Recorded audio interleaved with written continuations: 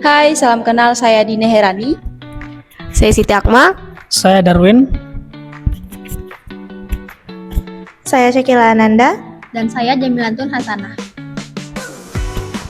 Oke, baik, saya akan menjelaskan tentang presentasi hari ini.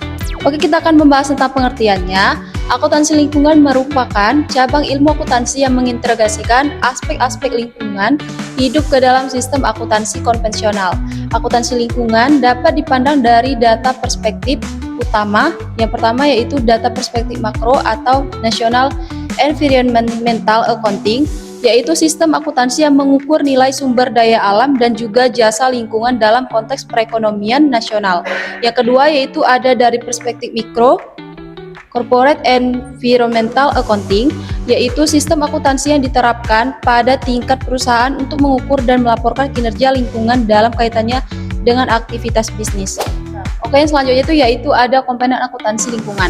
Yang pertama yaitu biaya lingkungan, mencakup seluruh pengeluaran yang dikeluarkan perusahaan sebagai akibat dari dampak lingkungan operasionalnya. Terus yang kedua yaitu ada pendapat lingkungan, manfaat finansial yang diperoleh perusahaan dari kegiatan-kegiatan yang berdampak positif terhadap lingkungan. Dan yang ketiga yaitu ada aset lingkungan, meliputi seluruh sumber daya alam yang dimiliki atau dikelola oleh perusahaan. Nah, yang terakhir yaitu kewajiban lingkungan, kewajiban finansial yang timbul dari dampak lingkungan negatif yang ditimbulkan oleh perusahaan, baik yang sudah terjadi maupun yang berpotensi terjadi di masa mendatang. Oke, saya akan menjelaskan apa itu penerapan akuntansi lingkungan dalam dunia bisnis.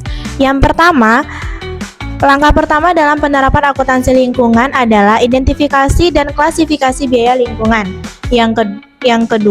Langkah kedua adalah pengukuran dan penilaian biaya lingkungan. Tahap ini seringkali menjadi yang paling menantang karena banyak dampak lingkungan yang sulit diukur secara kuantitatif dalam satuan moneter. Langkah ketiga adalah pelaporan informasi lingkungan baik dalam laporan keuangan formal maupun dalam laporan keberlanjutan. Langkah keempat adalah integrasi informasi lingkungan ke dalam proses pengambilan keputusan bisnis. Pada tahap ini, informasi biaya dan manfaat lingkungan digunakan secara aktif dalam analisis investasi, penetapan harga produk, evaluasi kinerja, dan perencanaan strategis perusahaan. Baik, kita akan masuk ke manfaat akuntansi lingkungan bagi perusahaan. Penerapan akuntansi lingkungan memberikan berbagai manfaat signifikan bagi perusahaan, baik dari sisi finansial maupun non-finansial.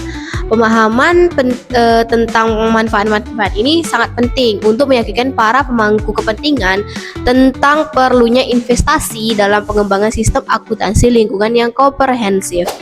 Selanjutnya ada tantangan implementasi akuntansi lingkungan. Tantangan yang pertama itu keterbatasan sumber daya manusia yang memiliki kompetensi di bidang akuntansi lingkungan. Tantangan yang kedua itu kompleksitas pengukuran dampak lingkungan dalam satuan moneter. Untuk tantangan ketiga, kurangnya standar dan regulasi yang jelas terkait akuntansi lingkungan di Indonesia. Tantangan yang terakhir, resistensi dari internal perusahaan, khususnya dari manajemen yang menganggap investasi dalam akuntansi lingkungan sebagai beban tambahan yang tidak memberikan manfaat langsung. Untuk kesimpulan akan dijelaskan oleh Darwin. Baik, selanjutnya kesimpulan. Akuntansi lingkungan merupakan instrumen penting dalam mendorong praktik bisnis yang berkelanjutan karena memungkinkan perusahaan untuk mengidentifikasi, mengukur, dan mengelola dampak lingkungan dari operasi secara sistematis dan terukur. Dan penerapan akuntansi lingkungan memberikan berbagai manfaat nyata bagi perusahaan, mulai dari efisiensi biaya, manajemen risiko yang lebih baik, peningkatan reputasi, hingga dorong untuk berinovasi dalam mengembangkan produk dan proses yang lebih ramah lingkungan. Oke, demikianlah hasil dari presentasi kelompok kami. Kami ucapkan terima kasih dan wassalamualaikum warahmatullahi wabarakatuh.